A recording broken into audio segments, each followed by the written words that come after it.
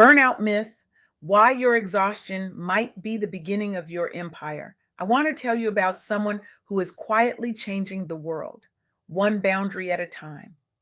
Her name is Bridget Banks, and if you've never heard of her, you're about to. Bridget has dedicated her life to helping Black professionals, especially Black women, navigate the brutal realities of workplace mental health, growth strategies, and perseverance through challenges that would flatten most people. She's not just talking theory from a stage or a textbook. She's living proof that you can turn your burnout into your biggest asset, that you can set boundaries without apology, and that softness isn't weakness. It's the most radical form of power we have. Bridget Banks is out here teaching us that if you don't learn to protect your peace will leave you, period. And I sat down with her recently for the Soft Girl Era podcast in our signature black truck setup, mini bar vibes, city lights rolling by. And what she shared with me changed the way I think about strength, survival, and what it really means to thrive. Let me tell you something. We've been sold a lie. The lie that says if you're not exhausted, you're not working hard enough. The lie that says rest is for people who don't have ambition. The lie that says setting a boundary makes you difficult, ungrateful, or worse, weak. And Black women, we've been handed that lie wrapped in a bow called resilience. We've been told our strength is our superpower. But nobody mentioned that superpower was draining us dry. Nobody mentioned that the cape we've been wearing is choking us. Nobody mentioned that the world has been applauding our survival while ignoring our suffering. Bridget Banks sat across from me in that black truck, city lights reflecting off the windows, and she said three things that every single one of us needs tattooed on our souls.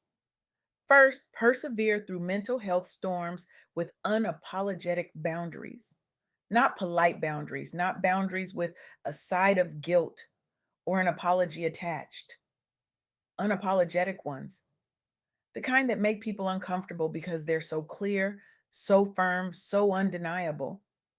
Second, strategize your growth by building support networks that don't drain you. Stop collecting people who need you and start connecting with people who see you. Stop surrounding yourself with energy vampires who applaud your grind but never ask if you're okay. And third, turn workplace burnout into your superpower by prioritizing self care like it's your damn empire. Because it is. Your mental health is your empire.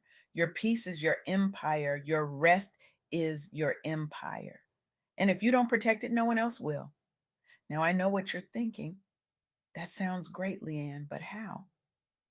How do we actually do this when the world keeps demanding more, when our families need us, when our jobs expect us to be superhuman, when we've been conditioned to say yes to everything and everyone except ourselves? How do we do this when saying no feels like betrayal, when resting feels like laziness, when softness feels like surrender? Let me introduce you to three women who figured it out.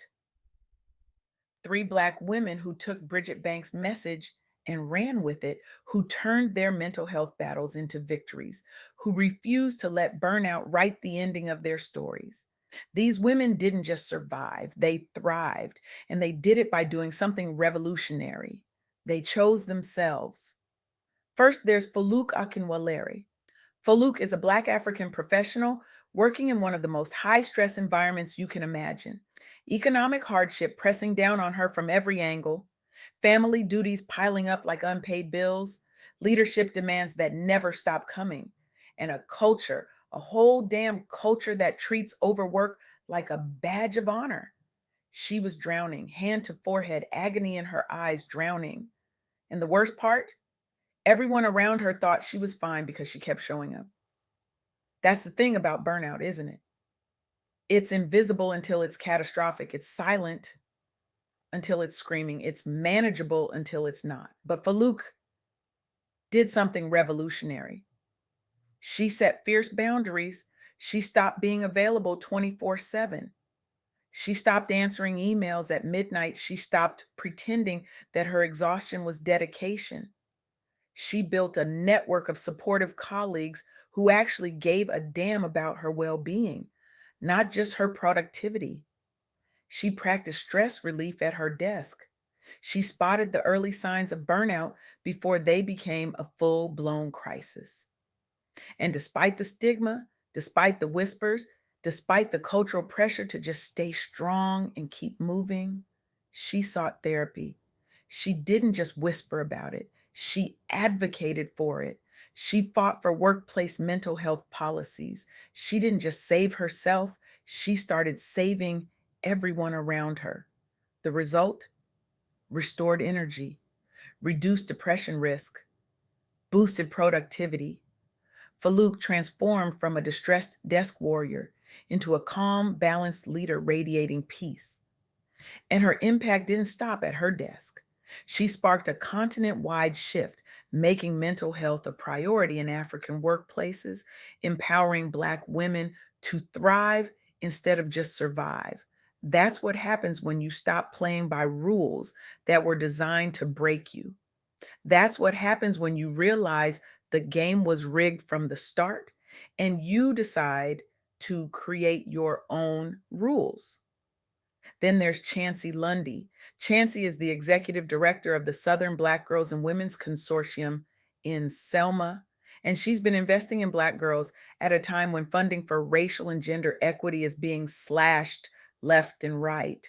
Nationwide rollbacks, pressure from every direction, budget cuts that feel like betrayals, and she's leading a full circle mentorship legacy that started when she was just 14 years old under the guidance of founder Latosha Brown.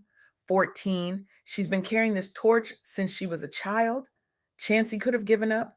She could have said the system is rigged, the money's gone, what's the point? She could have walked away and nobody would have blamed her. But instead, she persevered with what she calls an act of resistance investing. She expanded her giving intentionally.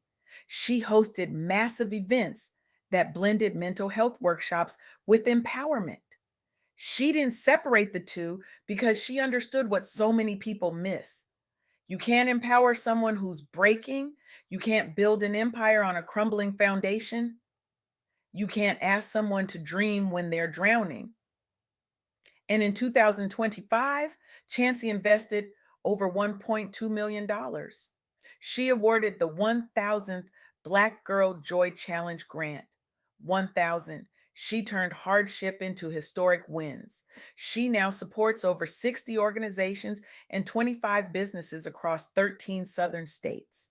60 organizations, 25 businesses, 13 states. That's not just perseverance, that's a revolution.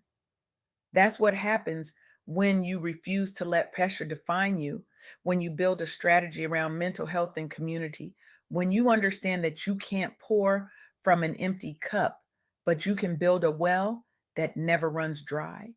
And finally, there's Crystal Chisholm. Crystal's the founder of the Oyster Journal app, and she built it solo while navigating technical barriers, business pressures, and the constant challenge of shifting from community building to revenue generation. She was grinding alone, doing it all herself, hitting wall after wall after wall. Every entrepreneur knows that feeling, the loneliness of it, the exhaustion of wearing every single hat, the fear that maybe you're not enough, that maybe you don't have what it takes, that maybe you should just quit. But Crystal leveraged the Southern Black Girls Dream Investment Program for mentorship and funding. She strategically hired as professionals to scale her vision. She added premium features that generated her first real revenue, marking a pivot to financial sustainability. Crystal evolved from a DIY grind to a revenue generating powerhouse, and she's now inspiring Black female founders across the South to persevere with strategic investments, rippling economic power through communities that have been overlooked for far too long. She didn't just build an app, she built a movement. She didn't just create a product, she created proof that Black women can win, that we can build, that we can thrive when we stop trying to do it all alone and start building the support systems we deserve. These three women, Foluk, Chansey, and Crystal, they're proof that Bridget Banks' message isn't just motivational fluff. It's a blueprint. It's a lifeline. It's the difference between surviving and thriving. They're proof that when you set boundaries, when you build support networks, when you prioritize your mental health like the empire it is, you don't just change your life, you change the world around you. So here's what Bridget Banks wants you to do differently after hearing this. Pick one thing, just one. Set a boundary at work. Build a support squad that actually supports you. Seek therapy and do it this week, not next month, not when things calm down, not when you have more time or more money or more energy. This week, no excuses because the world will keep spinning, the demands will keep coming. And if you don't protect your peace, no one else will. If you don't choose yourself, no one else will choose you. If you don't prioritize your mental health, the world will keep demanding your productivity until there's nothing left of you. And here's how Bridget Banks wants you to feel right now in this moment and long after you finish listening: passionately empowered, fiercely resilient, unapologetically ready to grow through mental health wins. She wants you to feel bold, alive, unbreakable. She wants you to know that your softness is not a weakness, it's a weapon. It's the thing that will save you when hustle culture tries to kill you. It's the thing that will protect you when the world tries to break you. It's the thing that will heal you when everything else has hurt you. Because here's the truth we don't talk about enough: softness is not about being passive, it's not about giving up or giving in. Softness is about being so secure in who you are that you don't need to prove anything to anyone. It's about saying no without guilt. It's about resting without explanation. It's about healing without apology. It's about choosing yourself, not out of selfishness, but out of reverence for the life you've been given and the impact you're meant to make. It's about understanding that you can't save the world if you're drowning. You can't light the way for others as if your own flame has burned out. The soft girl era isn't a trend, it's a lifestyle rebellion. It's a deep exhale from the superwoman script. It's a quiet but powerful return to softness, rest, self trust, and radical joy. And it's not just for you, it's for every Black woman who's been told she has to be strong, who's been carrying the weight of the world on her shoulders, who's been grinding so hard she forgot what peace feels like. It's for every woman who's been praised for her strength, but never asked if she's okay. It's for every woman who's been celebrated for her resilience, but never given permission to rest. Bridget Banks reminded me that we don't have to choose between success and sanity. We don't have to sacrifice our mental health for our careers. We don't have to keep wearing the cape when it's choking us. We can release it. We can redefine what strength looks like. We can embrace softness as the revolutionary act it truly is. So I'm asking you right now, what's one role, one mask, one responsibility you're no longer willing to carry? What does your soft girl era look and feel like? What past wound are you still tending to? And what's helping? How are you actively creating space for joy, rest, and boundaries? And how have you turned survival into something sacred or supportive for others? These aren't rhetorical questions. These are the questions that will change your life if you let them. These are the questions Bridget Banks is asking. These are the questions Foluk answered when she set those boundaries. These are the questions Chansey answered when she invested in Black girls, despite the funding cuts. These are the questions Crystal answered when she pivoted to sustainability. And these are the questions you need to answer if you want to stop surviving and start thriving. Because here's what I know for sure: your burnout doesn't have to be your ending, it can be your beginning, it can be your superpower, it can be the thing that finally sets you free. But only if you choose it. Only if you stop waiting for permission and start giving it to yourself. Only if you stop apologizing for needing rest and start demanding it. Only if you stop feeling guilty for setting boundaries and start celebrating them.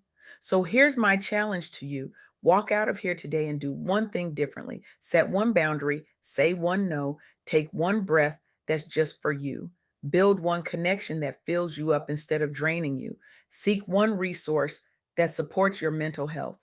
Do one thing that proves to yourself that you matter, that your peace matters, that your joy matters, that your life matters beyond what you produce, beyond what you achieve, beyond what you give to everyone else. Because Black women deserve softness. We deserve rest. We deserve joy. We deserve to be whole, healed, and free without guilt, without apology, and without explanation. We deserve to thrive, not just survive. We deserve to build empires on foundations of peace, not burnout. We deserve to redefine strength on our own terms. And it starts with you. It starts with one choice. It starts with one boundary. It starts with one moment where you choose yourself. Welcome to the soft girl era. Welcome to the revolution. Welcome to the beginning of your empire.